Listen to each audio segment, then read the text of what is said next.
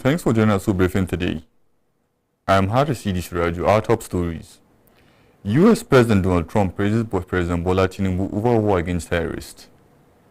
Senate queries sports agencies over poor performance.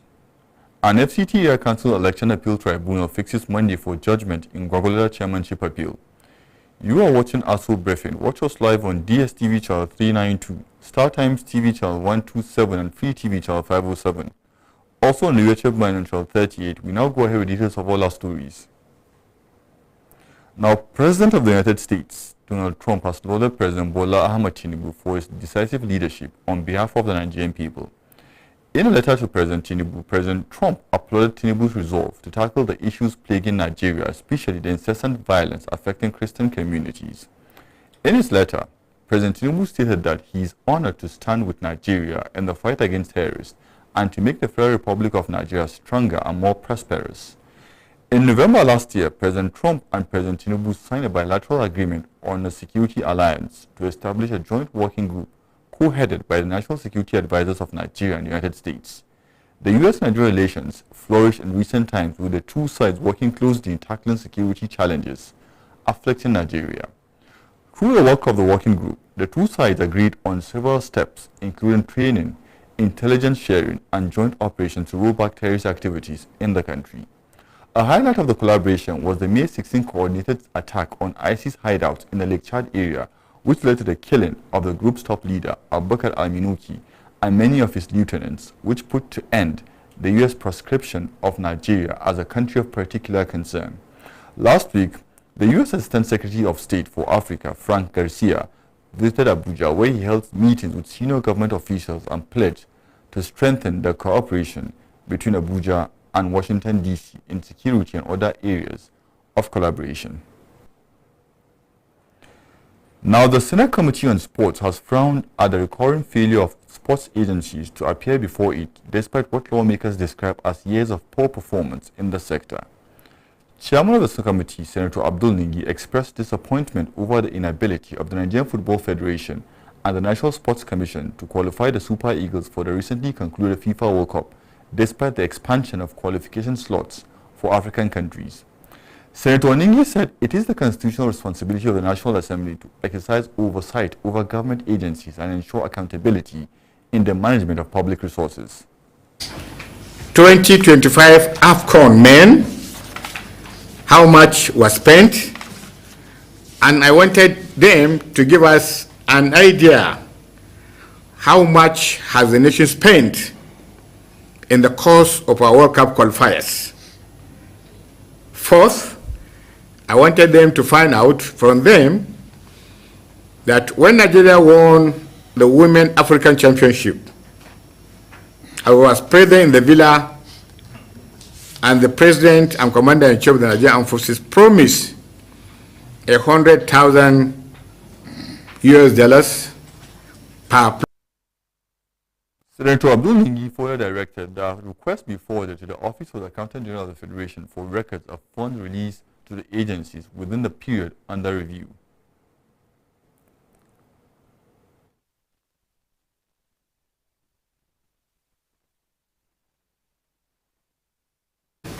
We will require full presidential intervention from 2023 to date.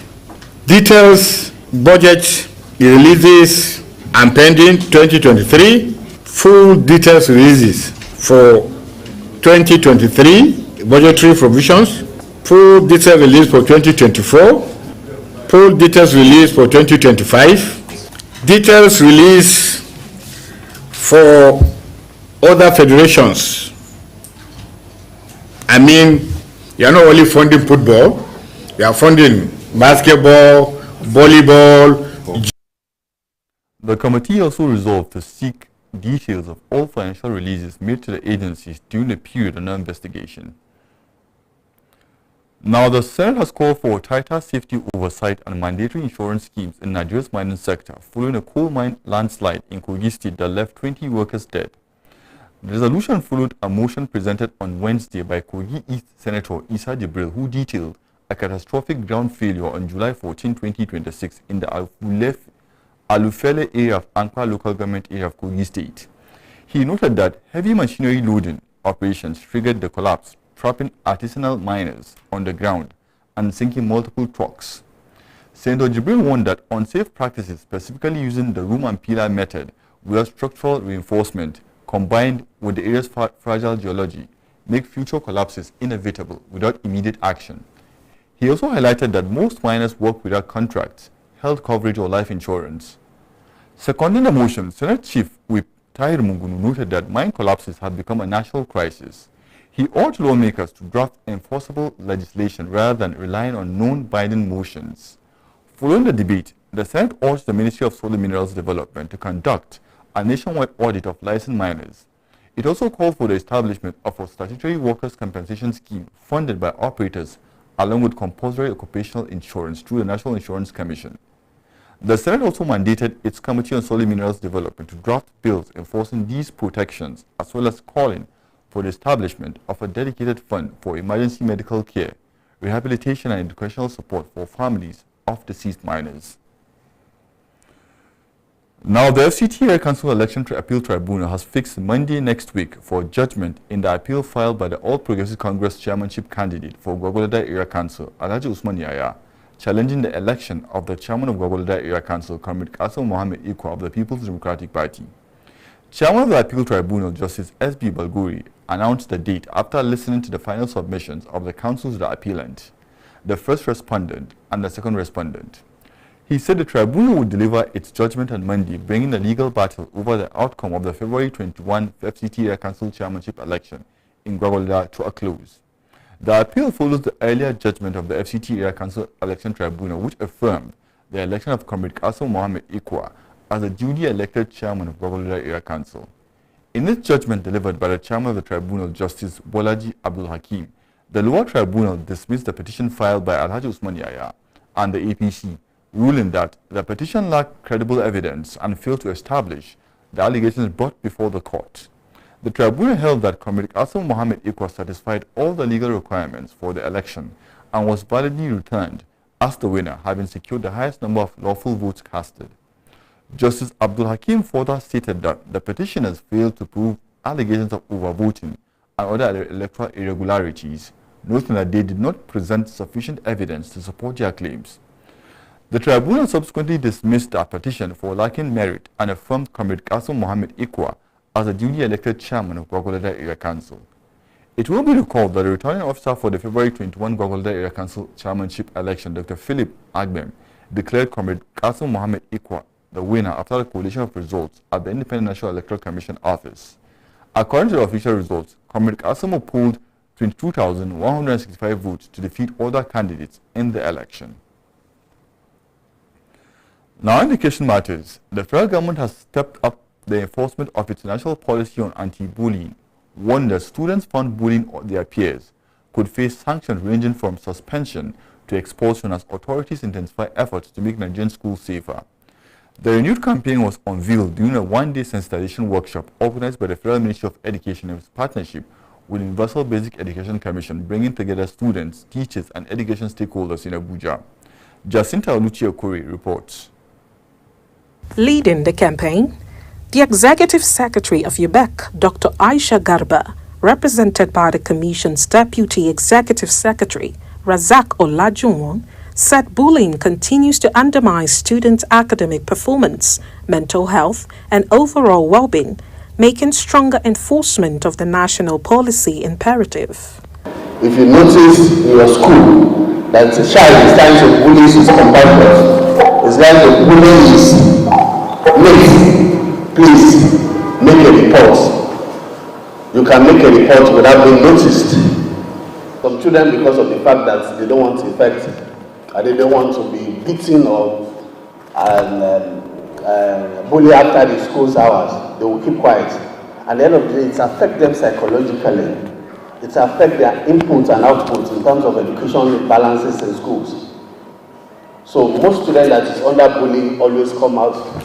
It affects them. It's obviously, you see them not, they'll be quiet. He urged students to break the culture of silence by reporting every incident of bullying, stressing that early reporting could prevent lasting emotional and psychological harm. Delivering the keynote address, Executive Director of Sustainable Solutions for Youth and the Vulnerable Initiative, Ayotola Ilori, described bullying as a growing challenge with far-reaching consequences for victims, perpetrators, families, and entire school communities. The penultimate line of the second stanza of the national anthem that says, "To and unto our children, a banner without stain." One challenge that we've had as young people is the fact that we cannot relate to things and we become very shy. But for you to stand here in all your wealth of experience to say you have been bullied before, it makes it relatable for every child there that you're not being bullied because something is wrong with you. You're being bullied because somebody chose to be unkind, and we can all choose kindness. So thank you very much, sir, for that relatable experience. I appreciate it coming from you, and well done, sir.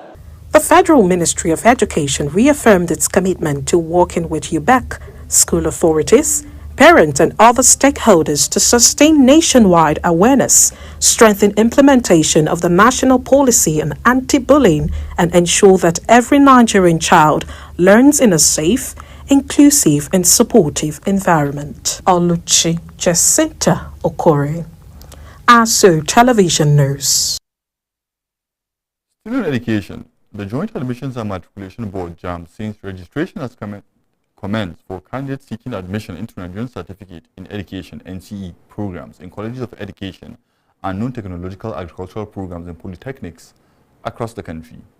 The board says interested candidates who possess the required O-level credits can register by visiting any institutional professional registration center (IPRC) located in colleges of education or any JAMB professional registration center nationwide.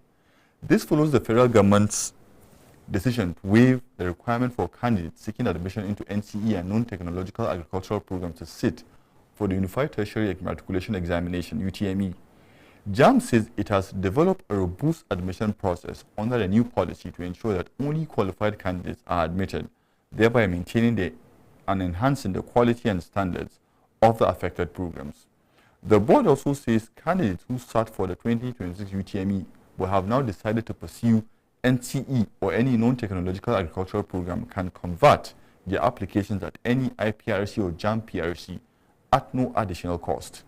JAMB is therefore urging eligible candidates to take advantage of the opportunity by promptly visiting designated registration centers in colleges of education or JAMB office nationwide to complete their registration, saying the policy is aimed at expanding access to these important educational pathways while preserving their quality and standards. When Aso Briefing returns, please stay with us.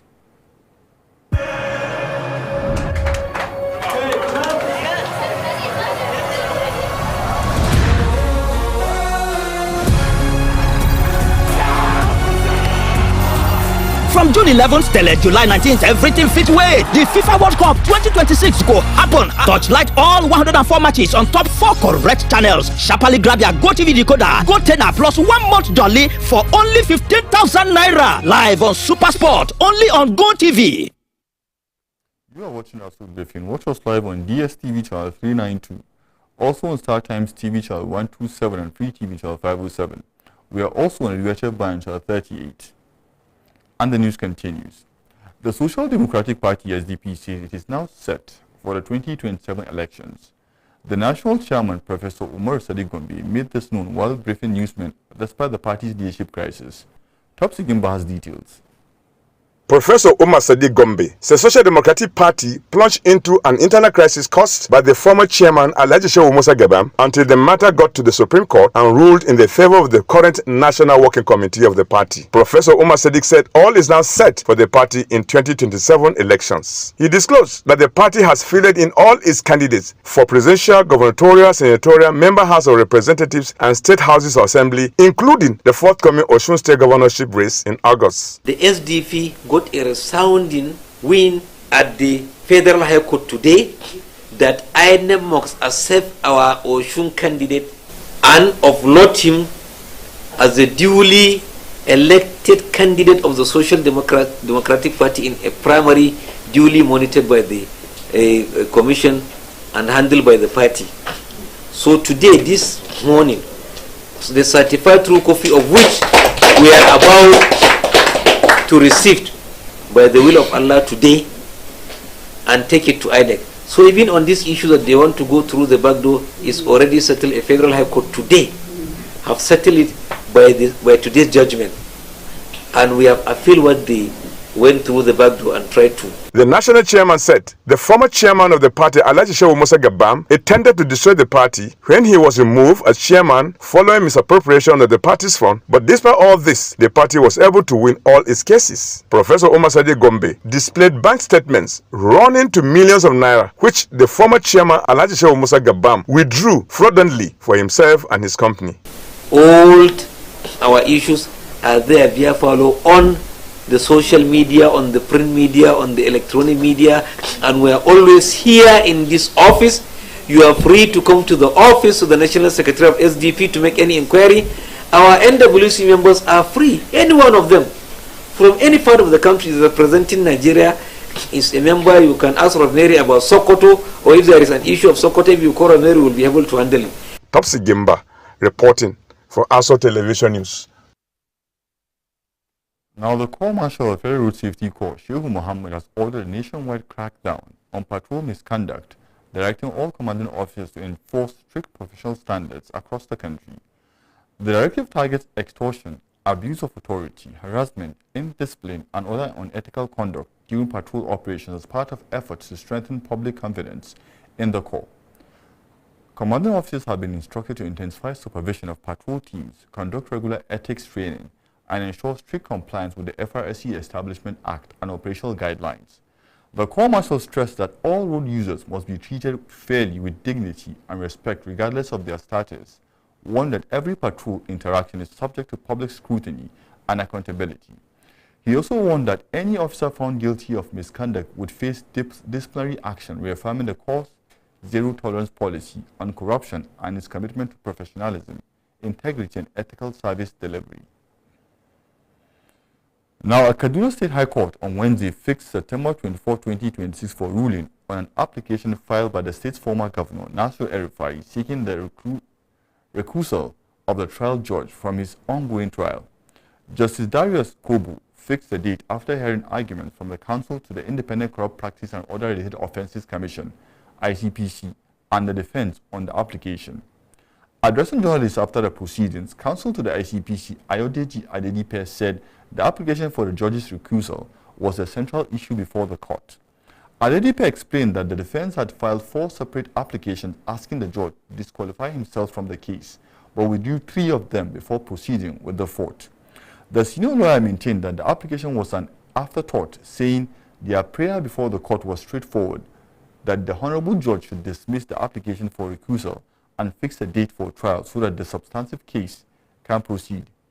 On his part, counsel to El-Rufai, Paul Erokoru, said the application was necessitated by comments made by the trial judge while ruling on his client's bail application in June 2026, calling the accused a criminal and therefore should not be allowed to trial the case.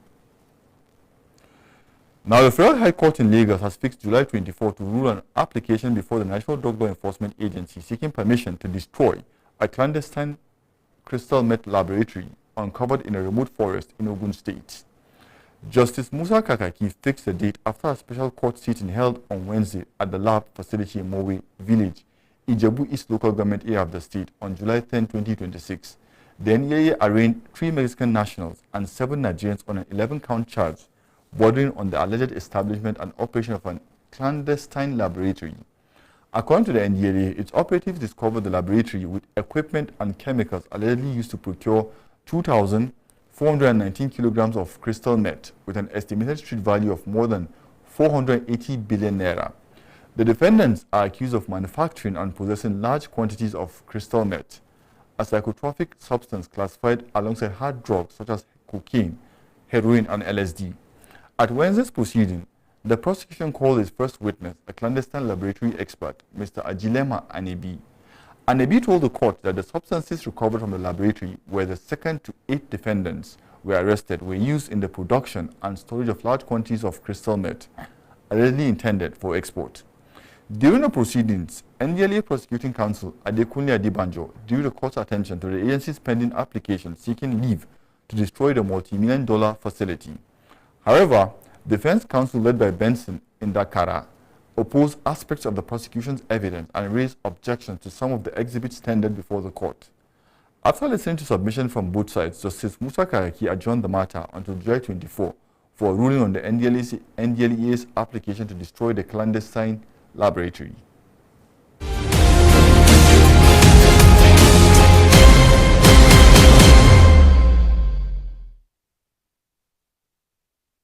Now on business. For the third consecutive month, the Monetary Policy Committee, MPC, of the Central Bank of Nigeria has retained the monetary policy rate at 26.5%, citing the need for continued policy caution amid global uncertainties, even as the nation's external reserve rises slightly to $52.52 billion, the highest level in recent months. The MPC, at the end of its 306th meeting in Abuja under the chairmanship of the CBN Governor, Mr. Olayemi Kadosu, who announced the decision during a press briefing with newsmen, also disclosed that the benchmark lending rate, the committee also left constant the benchmark rate of the cash reserve ratio, maintained the cash reserve ratio at 45% for deposit money banks, 16% for merchant banks, and 75% on non-TSA public sector deposits, and the asymmetric corridor at plus 50 minus 450 basis points around the MPR. The MPC said the decision followed a comprehensive assessment of domestic and global economic conditions, noting that although headline inflation eased marginally in June, renewed hostilities in the Middle East have heightened uncertainty and posed fresh risk to global energy prices and domestic inflation. The committee, however, expressed optimism over Nigeria's external sector, noting that Nigeria's gross external reserves increased to $52.52 billion as of July 17, 2026, from the $50.47 billion at the end of May 2026, driven mainly by receipts from crude oil-related taxes and third-party inflows. While commending the federal government's renewed commitment to stronger fiscal and monetary policy coordination, the MPC noted that the collaboration has helped in cushioning the domestic economy from the adverse effects of the Middle East conflict, adding that the reserve level is sufficient to finance approximately 11 months of imports of goods and services, well above the international benchmark of 3 months. Looking ahead, the MPC projected that economic growth will remain resilient in 2026, supported by rising crude oil production, improving business activities, and impact of ongoing economic reforms, expressing confidence that inflation would moderate further over the medium term, aided by continued foreign exchange stability, the lagged effects of previous monetary tightening, and improved food supply during the harvest season. The committee further reaffirmed commitment to maintaining price and financial system stability and stands ready to take appropriate policy actions as economic conditions evolve. And that's Aso Briefing for today. Many thanks for watching. I'm Hadi Sidi Suraju. Have a great day ahead.